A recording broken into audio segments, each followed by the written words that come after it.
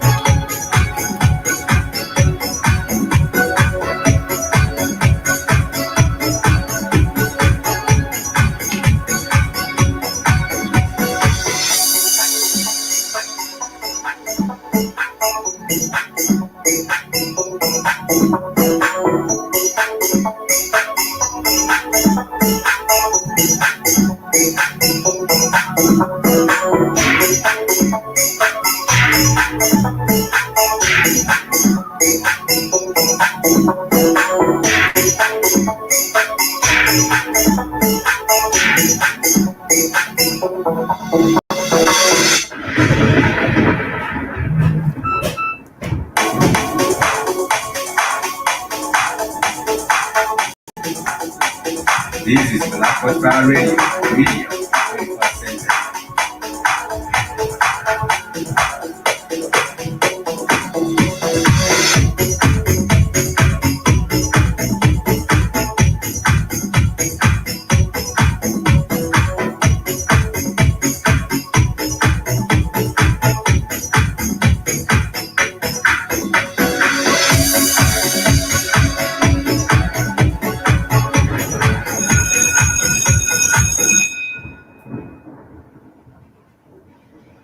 This is Black Radio. Hamjambo familia, welcome to the 54 Correspondent Show on the Black Fire Network. My name is Spikes, and this is a show where we get to discuss different matters that are taking place across the wonderful African continent. And now, of course, we do get to transcend over matters to do with social economics, politics, science and technology, among other different facets of life, even arts and culture on this particular one. And of course, today we are looking forward to having an engaging as well as an interactive show with us, just to get to discuss some matters that have to do with us. And of course, the goal really, like I said earlier, is really to add value, of course, the conversations that have to do with our people. And also, another goal is really to give you a different view of the beautiful African continent. There has been so many things, especially misconceptions about the continent of Africa and its people. And of course, what has been happening really is that there has been some sort of a shaming of African culture and even demonizing some aspects of African culture. But when we get on the 54 Corresponding Show, we get to set the record straight and also get share with us what is happening all across the beautiful continent, from the south of Africa to the north, which is Egypt. We also do have places in West Africa, such as the Sahrawi, which was formerly known as the Western Sahara. We also get to Central Africa as well as East Africa. This broadcast is coming live to you from Nairobi studios, the Black Fire Network Nairobi studios. And of course, before we get started, I just want to remind us that we do have the tour to Tanzania, the Black Fire Network tour to Tanzania, and this is taking place from the 12th of April this year to the 27th of April. We are hoping to get to Dar es Salaam as well as Zanzibar for a period of 1 week in each of these particular places. Last year, we did also have the opportunity to go and see Tanzania, but of course, the trip was cut short by the fact that there was the COVID-19 global pandemic breaking out, and that is why we were not really able to cross over and go into Zanzibar. But I want to extend an invitation to all of us who, of course, are watching. Really, if you would like to join us on the show, of course, it would be a good thing if you would like to join us. Just get the information from Keith. We shall also be sharing it on the website. If you would like to write to Keith, it's kcnewsam 15 at gmail.com. Let me put it down, kcnewsam 15 at gmail.com. And of course, it's very, very important. It's very, very important that you also get the details regarding that particular one. Chaos Rain, you're saying hello, Speaks. Hello to you too, Chaos Rain. I hope that you are in well. And your name, of course, speaks volumes. You know, when there is chaos, For example, in the places like the DRC, where I want to take us right now, there of course are people who do benefit from chaos at the end of the day, and some people have kept a hold of power in different African countries by using the divide and conquer, and now of course this divide and conquer has resulted to a lot of chaos, and now of course we know this has to do with even foreign hands and their involvement with African matters with the goal to continue keeping a hold and the control of the African resources. But nonetheless, won't take us all the way, like I mentioned earlier, to the DRC Congo. And there are so many spectacular things to see in the DRC Congo. And one of them is the world's largest lava lake. The world's largest lava lake. And this happens to be in the DRC. And of course, like I was saying earlier, there are so many interesting things to go and see. For example, the River Congo. If you get the opportunity really to go and tour the DRC anytime that you do, in Kinshasa, and of course in different places like Goma, there are so many spectacular things to see. The natural beauty, the scenic beauty in this particular country is, breathtaking. And of course, there are other spectacular sites that I want to mention briefly. And one of these particular sites, it's known as the Nyiragongo, the Nyiragongo volcano, which has the world's largest lava lake. Let me share these with us, and then we shall proceed. Today, we shall be focusing on how, on looking at Africa from the right perspective. I said earlier that there have been so many ways in which African culture has been demonized, and of course, many aspects of Africa has been demonized and made to be seen as backward. But nonetheless, before that, let me share this video. It has to do with the Nyiragongo volcano that has Africa's world's largest lava lake. And this happens to be in a place near the border with Uganda. It's not very, very far from the border with Uganda, but it's inside the DRC. Going like the smoky mountains, mountainless edema, place like Virunga. Smoky mountains, picking up Kilimbe, Black Abadare. Smoky mountains, Rainbow and Zori, Mystic Mountain Elgan. Smoky mountains, Kilimanjaro and Mount Kenya descendants. Even in the day, the blue trees around the house. This is from what you can see, the view from up above. I believe that is the area view of the world's largest lava lake. And I do believe even as we have, even as you see it, I believe the world is still forming. There's still the creative process and things are happening underneath. Even when we cannot see, there are still things happening underneath, and the creation process is still continuing even after the existence of the world, which has been known to be past in existence for about 4 billion years. The creation process is not yet complete, and I also consider this to be, something also happening in the creation of something new in this particular area, which is in the DRC.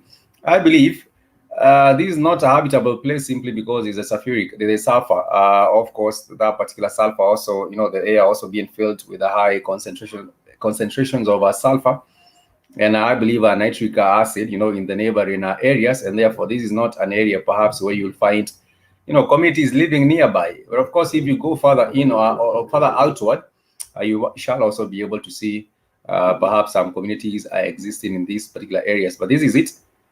And I'm just trying to imagine what temperature this particular lava might be burning at. It could be, I will not even make a guess, but it's actually very, very hot from what you can see from this video. It was actually taken in 2013. But there has been period of volcanic activity on this mountain. There has been there has been periods of volcanic activity even recently in this particular century. There has been a couple of times when this particular mountain has been known to be erupt, the volcanic mountain in the DRC Congo. From what you can see, this is some. If there is an imagination of hell, where people imagine a place where fire, there's a lot of burning happening. These might match close to something like that, because if you're thrown in this lake, then that's that for you. There's not even talking about the remainder of what the remainder of what your body would be after you have been thrown in this particular lava lake. From what you can see, this is still in the DRC Congo. If you ever get the opportunity, perhaps this might be an area of interest to go get to see the area. It was recorded in 2013, but like I said, there is still a lot of volcanic activity happening around this particular mountain.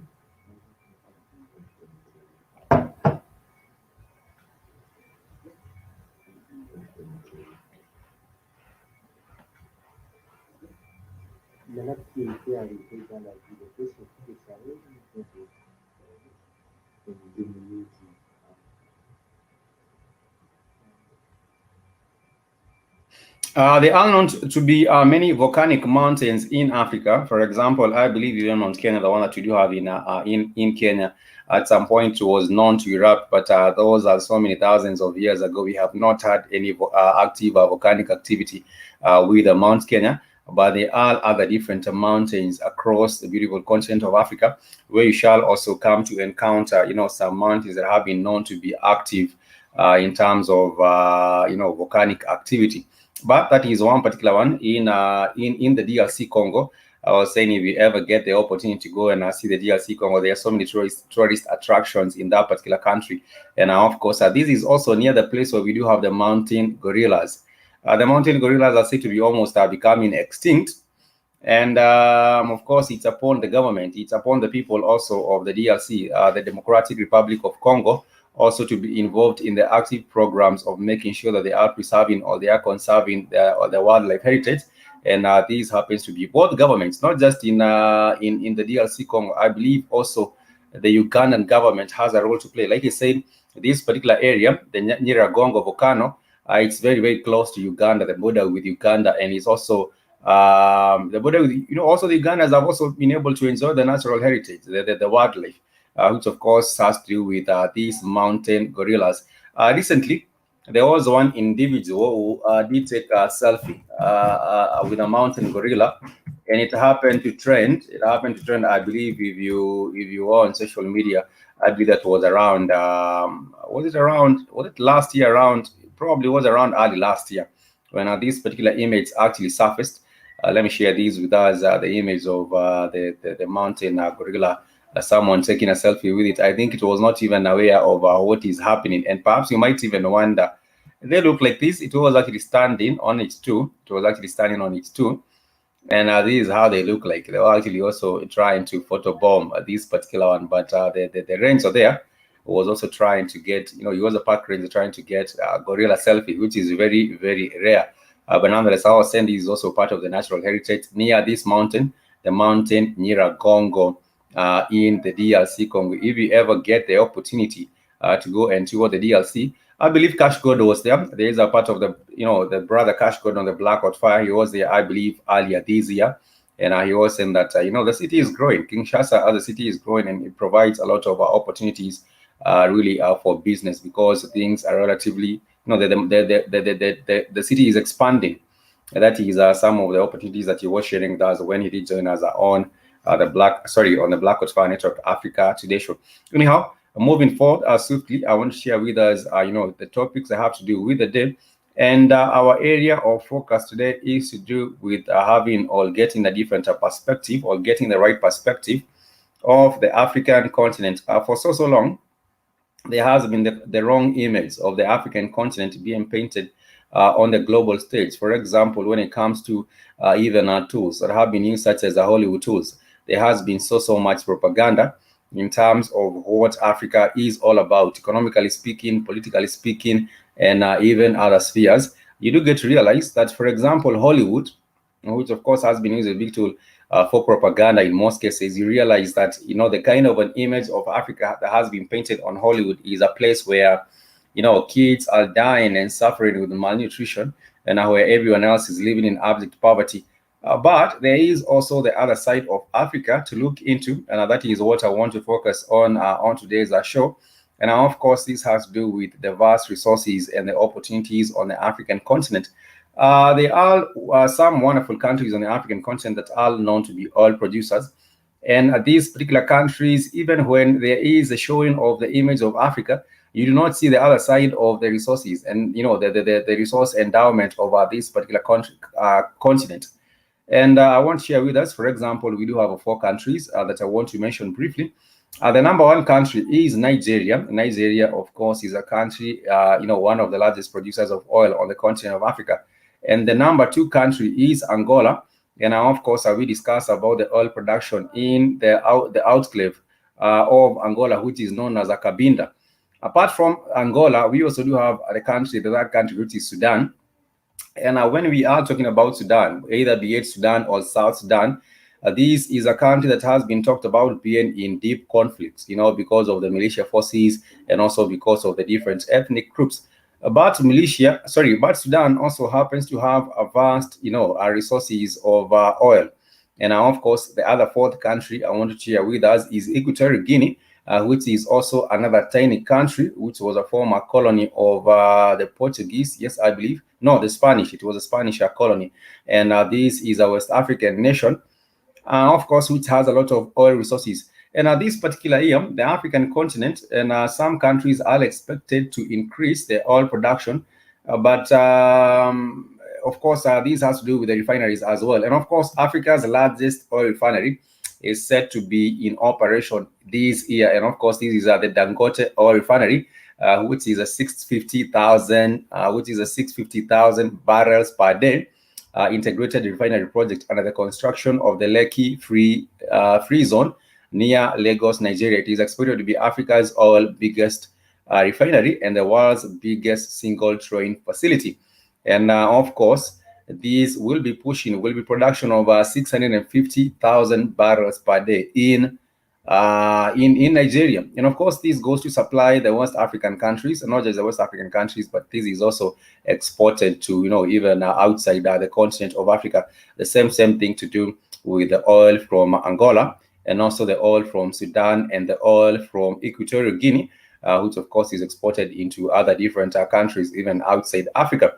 And when you look at the opportunities, of course, for countries, even with the endowment of resources like this, realize that if these resources on the African continent are to be harnessed for the proper use and also for the greater good of the people, then we would now start having a different kind of an image of the African continent. The number one thing that has for the people of Nigeria is really the case to do with corruption. Because, when we do have, for example, people coming from the outside, for example, foreigners and multinational projects coming to exploit the resources of Nigeria, there has been known to be cases where people, of course, do pay bribes to get this particular kind of a project or to get this particular kind of a tender for this other project, and even to try and evade from paying taxes. Recently, there were some illegal miners from China, who, of course, were deported back into their own country.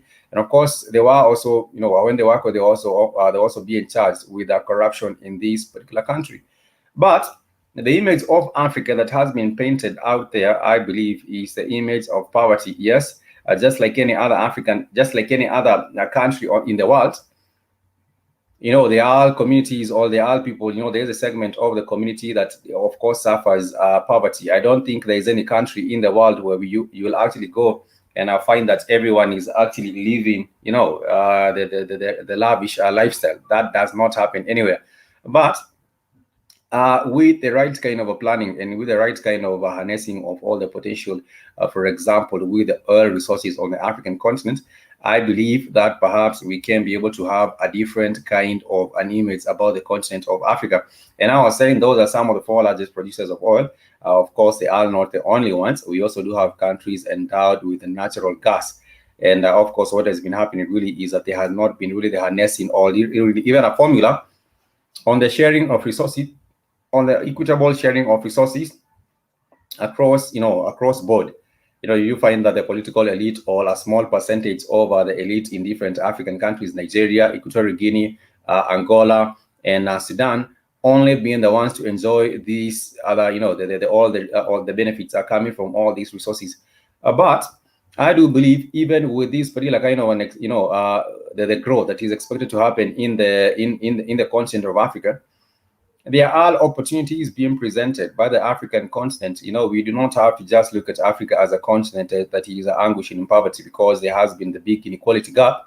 But we can also look at Africa with, a better informed perspective, because as it is, Africa's growth rate is expected, to continue rising. And of course, what will happen eventually is that by the year 2050, we shall be almost getting to the double the population that we do have right now.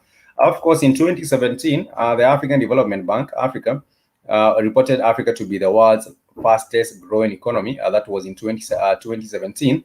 And now, of course, because of the COVID-19, there was a bit of a problem. But what will be happening is that in 2050, like you said earlier, there is expected to be, the population that you have right here on the continent. And the population of African continent has grown rapidly over the past century, and consequently shows a large youth birth. About 60% of Africa's population actually also constitutes the young people. And of course, the life expectancy is also expected to go a little bit up. And of course, the total population as of 2020 is estimated to be at 1.341 billion, with a growth rate of more than 2.5% per annum. And I was saying that perhaps by the time we get to 2050, it shall be a matter of almost a doubling this particular population. And therefore, even between now, as you speak, in 2021 and even 2050, if you look at, in ways in which we can turn around, the fate of Africa, I believe we do have in our power the potential to be able to turn around the fate of the African continent. And one of the ways to start is really by having a different kind of a perception or different kind of a perspective about what is happening in Africa or what Africa is all about. And that is what we are mostly concerned right here on the Black Hot Fire Network. I was telling us that with the growth in the population, then it means that there shall be the need, of course, for the expansion in, for example, the service industry, the financial services industry, among other different industries, will also be facing a boom, because as the population grows, then it means that there is also a demand for services and a demand for products. And recently, there was a signing last year. There was a signing of the African Continental Free Trade Area, where we did have over 22 countries ratifying that particular one. And of course, it is now in effect. Of course, last year, because of the COVID-19, there was a bit of delay in terms of effecting or operationalizing the Africa Continental Free Trade Area. But I believe this year we shall be picking up the pace of the same, really to be able to see that we are moving at a much faster progress. Ricardo Bradford is saying, "Our time is precious, a challenge.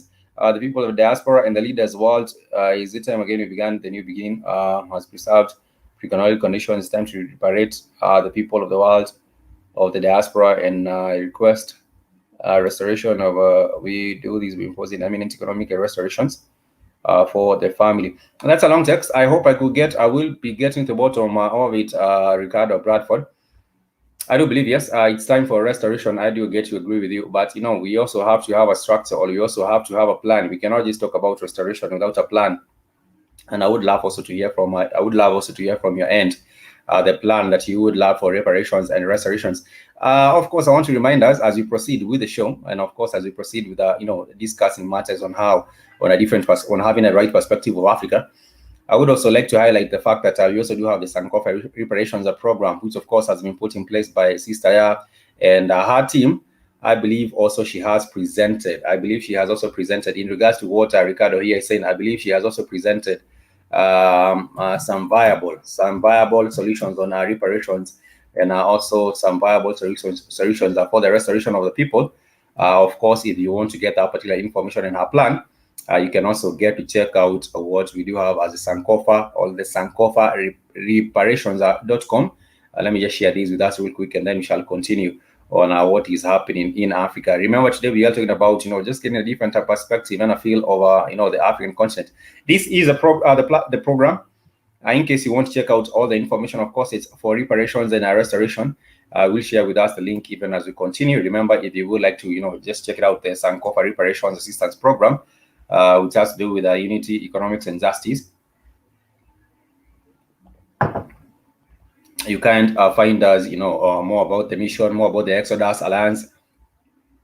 And talking about the Exodus Alliance, that is what, of course, I'm also, driving towards, because right now, there have been so many people that do not want anything to do with Africa. They do not want anything to do with what is happening with the African people, or what potential lies with the African, with the African continent, the motherland. Simply because they have been told stories. And now that we do have the Black Hot Fire Africa with different correspondents across the African continent, you might be able to get a different or an informed view. Recently, there was a sister traveling. That was a sister Sharon Hord. She was with us on the Black Hot Fan Network, I believe, last week. And she was also getting to tell us about her experience in Tanzania and, of course, a kind of reception and hospitality she got to enjoy in Tanzania. And I believe with stories like hers, just getting to share with her, getting to share her stories with us, we can also be able to get an informed view or a better perspective about the continent of Africa, whether be it in terms of being a tourist destination or also becoming a place where you do have investment options. She did tell us about the wonderful place in Fumba Town, in which different people can decide to invest in. Fumba Town, of course, is at the heart of Zanzibar. Let me also share this with us. This is information that is actually factual and reliable, and also the information with the reparations and the Exodus program. These are also factual details that I'm sharing with you. And one of the things that I was saying that Africa is endowed, there are 2 points that I had made earlier, that Africa is really, really endowed with resources. I was trying to contrast or to compare the different places, Angola, Nigeria, Equatorial Guinea, as well as Sudan. These are some of the places that are very, very much endowed when it comes to resources like oil. And I believe with the growing population, the second point I made, with the growing population, is that we shall have demand for services and products. And therefore, if you look at Africa with the eye or the perspective of, being an investment destination or being an investment place where you can actually come in and perhaps decide that you would like to invest in a property, or you would like to invest in perhaps, in different sectors. It could be the health sector, it could be the banking or the financial services sector. It could be another aspect of the technology, coming in with a new technology and investing in other different areas. That would also be something worth considering. This is what our sister Sharon Howard did share with us. And of course, she had an experience and she's planning perhaps sometimes she will be coming back and being able to, get involved with investing or getting involved with getting some of these particular property. But nonetheless, you do have investment options. And like I said, all these areas, of course, at the end of the day, are good investments that you can also get to look at, maybe perhaps starting from 22,000 or 22 grand, you can be able to get a bit of, some of these slice of the heaven in Zanzibar. In most cases, when you're hearing about Tanzania or when you're listening to reporting on the CNN, or also, I will not even like to name names, but on different mainstream media platforms, you might hear about attacks. You might hear about poverty. You might hear about diseases. You might hear about Ebola. You might hear about the HIV and AIDS. You will hear about other things happening and everything are going wrong in Africa. But I want to challenge us really to get the opportunity. If you are able to join us on the tour to Tanzania, it would actually be an eye opener for you. You might be able to come and see for yourself. And then after seeing and doing your own research and your own, experiencing for your own self, you will be able to make a much more informed decision on, what you would like to do after that. Because I do believe there is no way you'll come to Africa and not have a life-changing experience for you to be able to see what's good with us. Nonetheless, I wanted to mention also about the matter of the culture of the African people. And of course, this is also something else that has been painted by mainstream media as something which is backward in nature. They have painted African culture as being backward and all retrogressive. But one thing to realize, like I always keep on saying, I believe, for example, on the Kami African Diary Show, she has shared the different cultural aspects of different African communities. And most of what I have seen also from that particular platform is that most of these cultures are not backward in any way. Most of these cultures, if you go back, for example, and study about the culture of the Dembele and the Shona, I do believe these are some of the people that were, of course, involved with the great civilization that did resort to the construction of the Zimbabwe. What you have is that the Zimbabwe, the great Zimbabwe. The great Zimbabwe architecture, of course, which was a part of the great Zimbabwe empire. And not just that, because of the wrong teaching, through historical, our history being taught wrong, we have actually come to see and think of African culture and African way of life as being backward.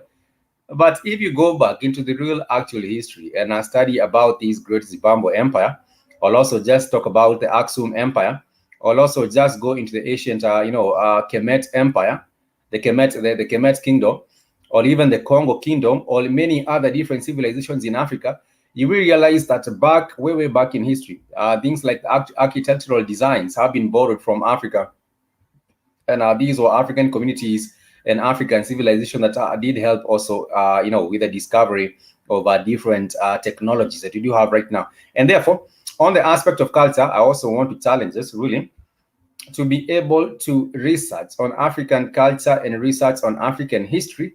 And once you are able to do so, I believe that will help you upgrade, or that will help you enlighten your perspective on the African continent. Because one of the things that you will find in different, National Geographic, or different, not even quote names, or different platforms, you do find that there is a portrayal of African people as people living with, in forest, people living in the jungle, hunting and hunting as being hunters and gatherers, and therefore at the end of the day, you might think that everyone else in Africa is living in the jungle.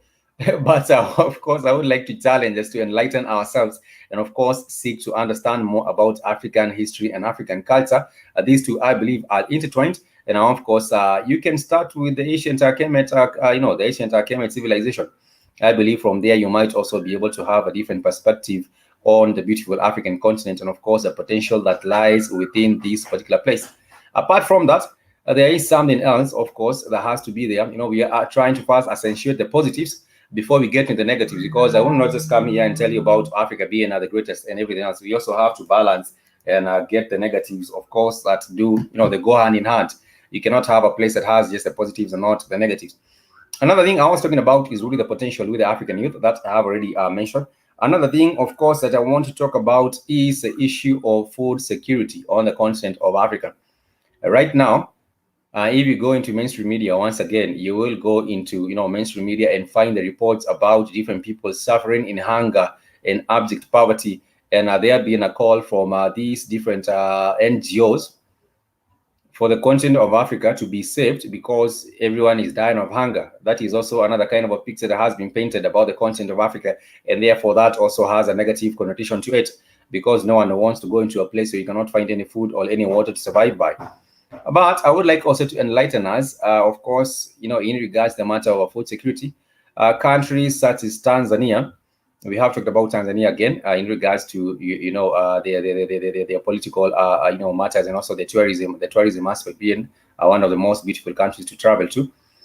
But in the matter of food security, we have seen some governments getting it right, and Tanzania is one of the countries, of course, that has been seen to export food to the neighboring also African countries, and they are not exporting food because everyone else is dying of hunger in their own country. It does not happen that way. It can only happen that they are exporting food because they have been able to become food secure, and they have put in place proper measures to make sure that there is proper farming going on, and there is proper organization. Because you might have much land, you might also have the proper amount of rainfall for your land, but there is no proper structures and planning, to be able to assure that there is an issue of food security. One of the areas I believe, there has been some gaps. I understand. I do get to agree that there has been some gaps in terms of food security for some countries. Maybe perhaps a country such as Zimbabwe, a country such as Zambia, there has been some shortages in different areas. But nonetheless, if we are to look into areas, if we are also to look into areas of investment, we can get to look at areas such as agri-business, because the food business will never go out of demand. If you look at it closely, you realize the food business, or the agricultural industry will never be going out of demand anytime soon. You will find people being in need of food, food in any kind of a situation or any kind of a time that you might try, get yourself in. As we continue, this is a Fit for Correspondent show on the Black Watch Fire Network, and of course, we are discussing about the right perception, or having the right perspective on the African continent.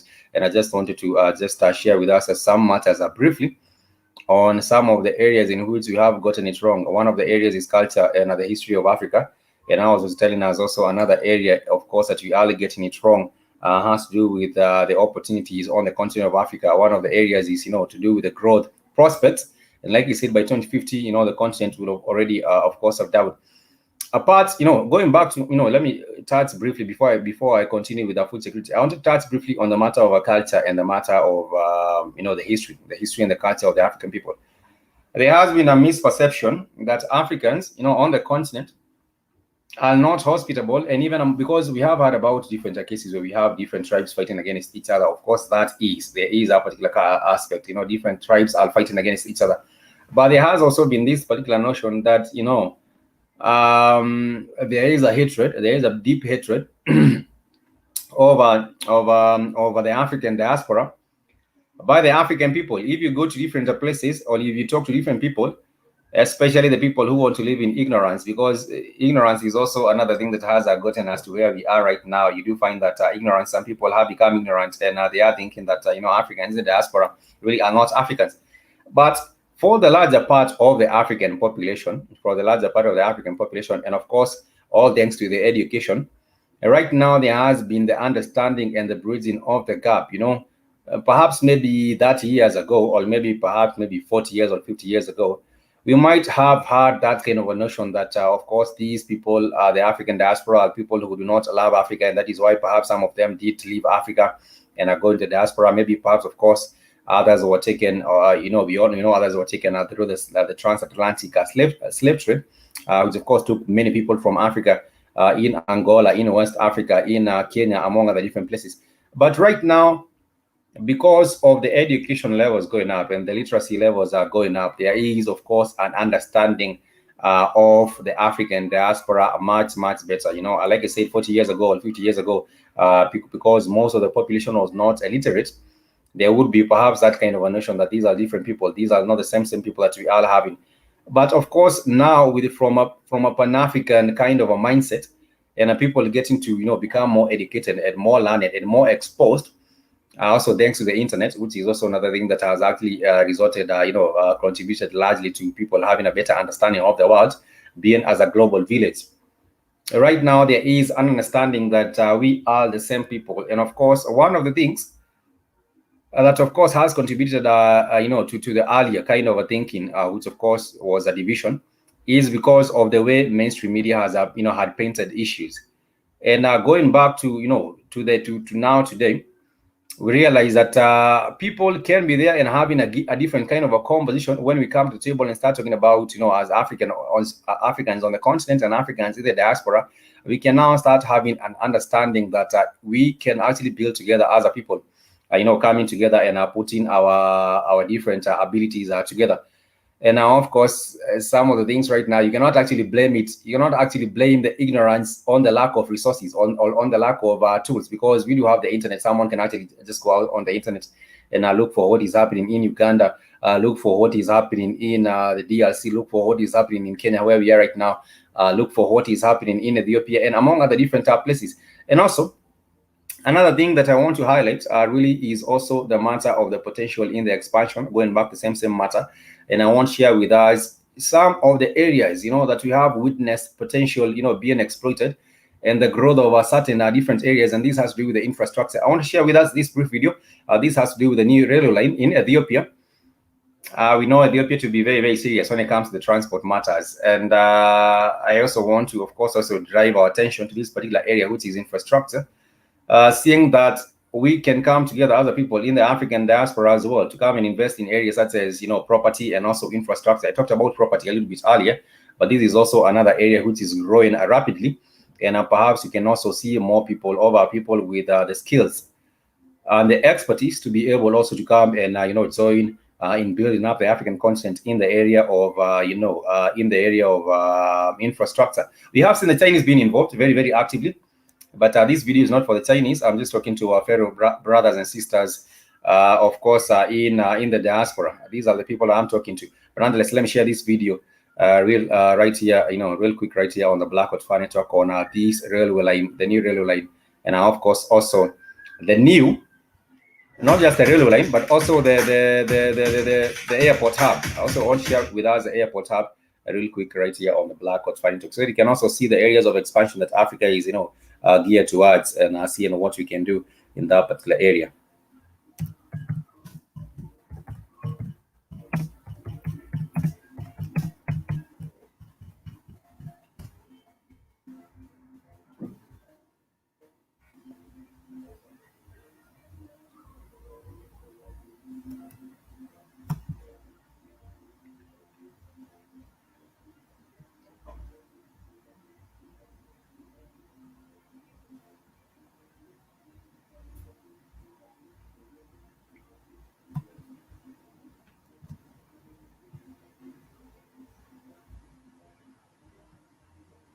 Let me share these with us real quick. It has to do with the infrastructure, that is the prospects for developing our infrastructure as African people, and showing you that we are actually serious about the matter of expanding our infrastructure.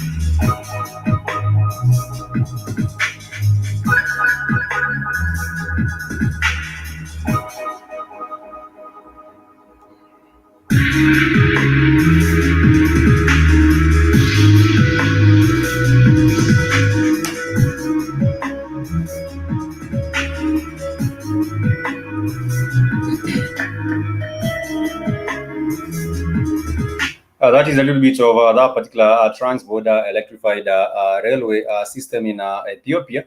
And of course, there are some people that have doubted that Africa is ready and open for business. So what I want to share with us, and of course, the gist to this particular whole conversation is really to have you understand that, Africa is also open and ready for business. And I was talking about earlier on the fact that with a growing population, with a rapidly growing young population, Africa also creates a very, very big market for products. If at all you are a manufacturer, maybe perhaps based out of, whatever place that you might be based from, Africa is actually, being, growing rapidly. And this provides a big, big market for your products. For example, you might be a manufacturer, or you might be, a black owned business, in the manufacturing area.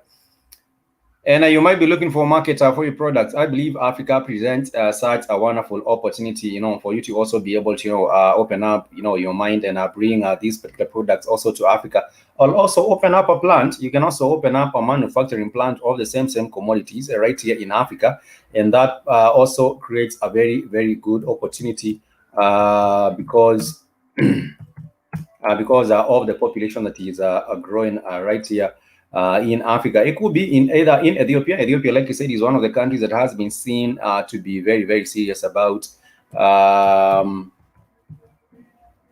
opening up its country for the trade with the world. And of course, there has been a problem with us in the sense that everyone else seems to be seeing the potential with the continent of Africa. But our people in the African diaspora, I do not want to blame it and say that the African diaspora is not interested, coming to invest back in the continent of Africa. What I meant to say is really that there is a lot of potential that is not being seen by our people. Everyone else has seen Africa. The Chinese, of course, are here for the business. They are here also for the resources. But as the African diaspora, we are the rightful owners and, the custodians. We're supposed to be the custodians of all these resources, but everyone else is actually coming into the continent. And, most of the thing that is happening is the looting of the resources on the continent of Africa.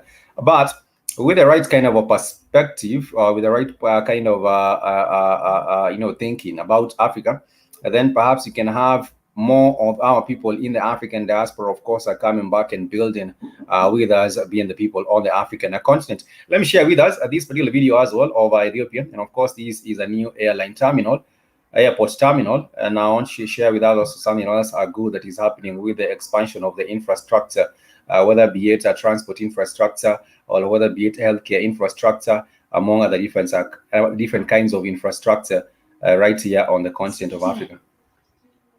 Ethiopian Airlines has opened a new passenger terminal at its hub in Bole International Airport in Addis Ababa. Authorities say the station has a capacity of 22 million passengers. Kirun Chala brings us that report. This is it, the state-of-the-art new Ethiopian Airlines passenger terminal. And it's a result of 3 years of expansion work. Ethiopian Airlines says this modern terminal with a capacity of serving 22 million passengers per annum answers many customers' questions, including comfort and convenience. This is achieved through the increased area of some 16,000 area for Terminal 1, 86,000 square meters of space for Terminal 2, and a brand new VIP terminal with about 6,000 square meters of space. The new Ethiopian Airlines airport also aims to boost passenger confidence amid the uncertainty caused by the COVID-19 pandemic. And so, biosafety and biosecurity features have been highly emphasized in the airport's daily operations. The airport is now regularly cleaned and disinfected. We have installed very recent and latest thermal scanners to control temperature of passengers, and also we have sanitizers at almost every corner so that passengers will feel a little bit comfortable to clean up themselves. Passengers who are among the first to access the new terminal already recognize the value it will add in their travel experience. There were a lot of places to think about where to go. You need to ask someone to show you the correct directions. But it looks organized with all the demarcations and the blue lines. So you see where the migration is, where the check-in is, and then you just follow. I think it is a really good one. It looks fantastic. Services are good, quite impressive. And I look forward to continue using Ethiopian Airlines. Analysts say that the commissioning of this modern airport will boost passenger numbers and enhance service delivery of Ethiopian Airlines. Ethiopian Airlines has paid $300 million to see the completion of its newest airport, and through building more state-of-the-art airports across the country, that of course, $300 million in terms of the investments are going on in towards that particular kind of a sector of the economy. And what I was saying is that Ethiopia is really open and ready for business, and that is why they are expanding in terms of the transport infrastructure with that particular new airport terminal, and also with the electrified railway system, which is actually a good thing when it comes to looking the investment on the continent of Africa. Apart from the transport sector and the infrastructure, the development, I also believe that there are also other areas where we do have a lot of potential on the African continent that many people perhaps might not have actually thought about. And this has to do with the area of energy. I was saying earlier that with the growing population in Africa, it means there will also be more demand for energy. And right now we have also been focusing on the 54 corresponding show on the matter of the renewable energy, on how we can actually tap into the resources such as the wind energy, the solar energy, as well as other renewable sources of energy. And perhaps with people, players in this particular industry, the energy industry, for example, manufacturers of solar panels, these are also people who are looking at Africa with a different kind of a perspective as being a continent where there lies a potential for them to expand their businesses, or there lies a potential for them to be able to impact the lives of the African people by the installation or by providing these particular solar devices, if I might call them so, solar devices. And of course, not just solar devices, we also do have, for example, the wind energy that I talked about. You also do have wind turbines in the different places where you do find all these particular things being very, very much in high demand. But nonetheless, if you keep on looking at Africa as a place where people are just, are right there out there in the jungle, living in forest, and other people just living, in a different kind of way where there's no any kind of education, you happen to realize that, of course, that is preventing many of our people from investing in the continent of Africa. I was saying that if you would like to set up a company in some places, for example, like Rwanda, we have seen the setting up of different foreign companies, some of them black-owned. I hate to confess that most of them are really not black-owned. Some of them are owned by the Chinese, others are owned by the Asians, others are owned by the Europeans and everyone else. But we also need to have an interest on the continent of Africa as investors are coming from the outside to see which areas we can invest in, whether be it in Rwanda, whether be it in Ethiopia, whether be it in Tanzania, whether be it in Kenya, whether be it in South Africa. Those are some of the 5 countries I would actually suggest, that people also do get to look into and get to research more in terms of the tax, the tax policies in these particular countries, and also get to research more in terms of, the opportunities for, investment, and also if there are any economic incentives given to investors coming into different sectors, because at the end of the day, we all need to grow, the African continent as one people. And I was talking about the ease with which now business is being done, seeing that there has been the opening up of the African Continental Free Trade Area, which is meant to remove the non-tariff trade barriers, from these different African countries. And something else to also ponder about, of course, has to do with the education levels that have been attained right now by the African people. I was saying earlier that in some cases you might see on National Geographic or other different platforms, people living in the forest, being hunters and gatherers, but that is also not the rightful image of the African continent. In the African continent right now, the literacy levels have actually gone up. And what you will find is that if you need labor, for example, if you want to set up a company that will be in value addition, of course, manufacturing maybe food or processing of food items, what you get to realize is that Africa offers the best labor. And of course, with the growing population, the labor, will also become cheap. Just like it happened in China. There is a very, very big population in China, and therefore there has been a cheap labor. And that is why we did have the US transferring all its jobs to the Chinese, because they know that the labor is cheap, and consequently the cost of our production becomes lower. The same thing I do believe is going to happen in the continent of Africa with a growing population. I do not want to say that we want to have people filled up in factories working for long hours with poor pay. What I'm saying is that there is adequate labor. Skilled personnel is now available on the continent of Africa, unlike maybe 50 years ago, where we did not have enough percentage of the population being able to run different, different capacities of the companies. For example, even in the manufacturing industry. Also, there is a very, very big push. There is a very, very big push going on right now for the industrialization of different African nations. And of course, this also creates a very, very wonderful opportunity on the continent of Africa. And now that there is a push for industrialization, I do believe we do have experts. We do have technology experts coming from different parts of the African diaspora. And these experts can play a very, very vital role in terms of helping the African nations also get industrialized. I believe at the end of the day, we cannot just continue to rely on agricultural sector for the economies of African countries. We have to get to a point where we start, looking at industrializing all these countries. And of course, industrialization goes hand in hand with energy. There is no way you're going to have an industrialized country where people cannot find reliable energy to use to push these different industries.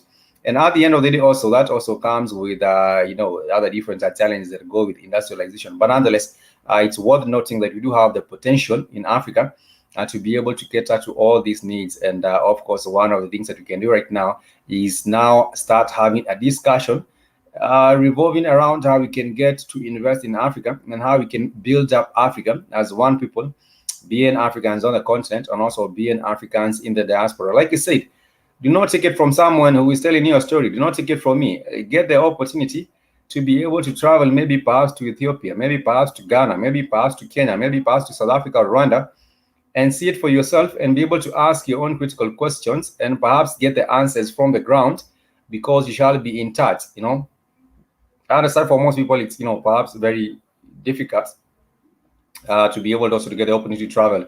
But I wanted to remind us that this particular year, from the 12th of April, we shall be having a tour to Tanzania. If you would like to join us and get yourself an informed opinion of the continent of Africa, we would like to invite all of us to be able to join us on that particular tour. It shall be from the 12th, once again, the 12th to the 27th of April this year.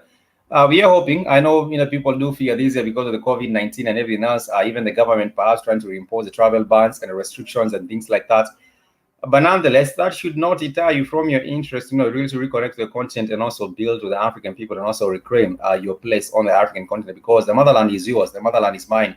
So long as you are an African and you are black, that is what counts. And of course, being in the same brotherly and sisterly spirit, we shall be able to come together and unite in the same spirit of the Pan-African spirit, and also in the same spirit of uniting our people as a black people globally. And that is the mission of the Black Hot Fire. So I would like to invite you once again to our tour, the Black Hot Fire Africa Tour, and it shall be taking place from the 12th of April. If you would like to get all the details, kindly feel free to get a hold of a kid on email. You can drop an email with an inquiry, and you can write the email to kcnewsam15@gmail.com. kcnewsam15, it's on the screen, kcnewsam15@gmail.com, and I'll make your inquiry, or you can also express your interest and just get to understand how much it would actually cost you, depending on where you are, because different people and different places. You might be coming from Houston, you might be coming from Washington, you also might be coming from maybe Denver, Colorado, and there are different ways in which we can be able to organize that for you.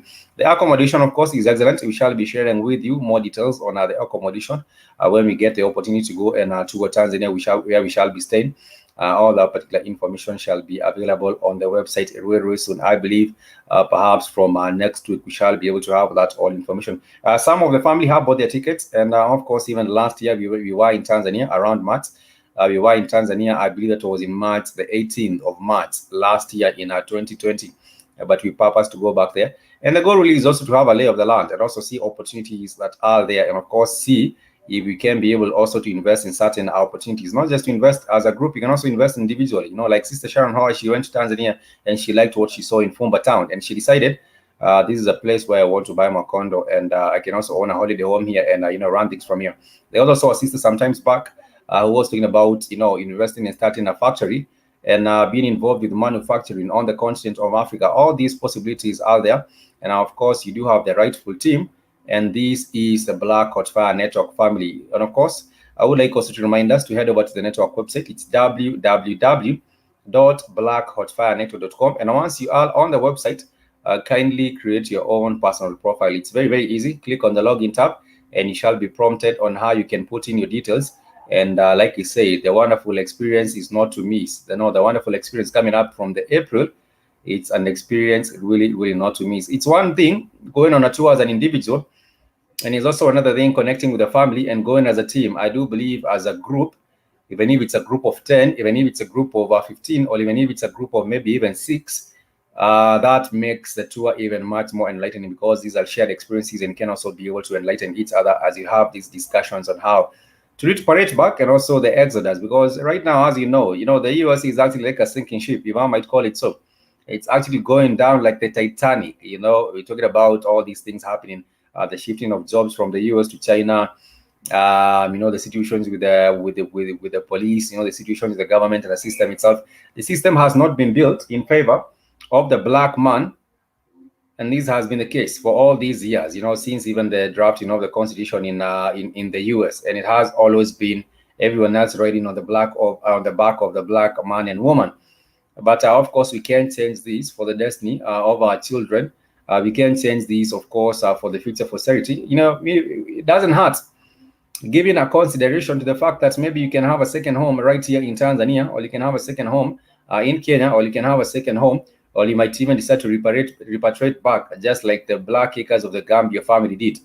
The Black Acres of the Gambia family went out and they found themselves a small, a piece of land in the Gambia, and they have been doing particularly wonderful. If you look out on the channel, we have had them as guests on the show. But if you go out and look out on the channel, you will be able to see all the experiences and how they are actually setting up everything in the Gambia. Of course, there are different experiences. Also, the traveling sister who moved to Tanzania, she has also shared her experiences about recuperating back to the African continent. And we also do have a Go Back to Black. He's also another wonderful brother in Tanzania right now, doing his thing. And all these are resources and different experiences that you can also get to check out and see what's happening with that. That brings us to the end of the conversation for today. I just want to talk about looking at Africa with a different perspective. And one of the ways is really to look at Africa with the perspective of being a place worth of your investment. and not just worth of investment, but even a place being worth, a place that presents a promising future for you, perhaps, or also for your family. These are prospects worth worth consideration, worth your consideration. And of course, we are all about being Black first, and we are also all about African unity, the unity of the Black people, whether you are in Africa, whether you are in the diaspora. We are all about uniting and going back to a place of a global prominence, because Africa was great, and we can make Africa great again. And the only way we can do it, through uniting, also waking up and having a different perspective in the first place, and a different understanding of the continent of Africa. Of course, there are the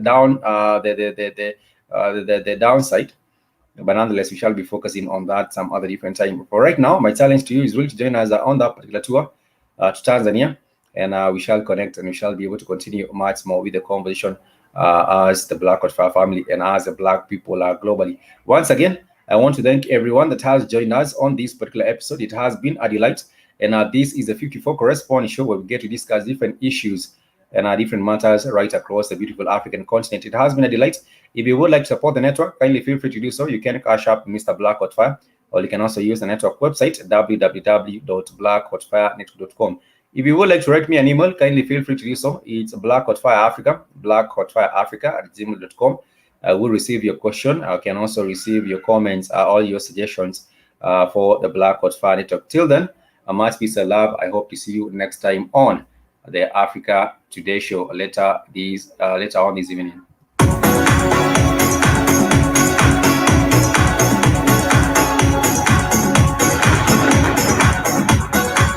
This is Black Hotfire Radio.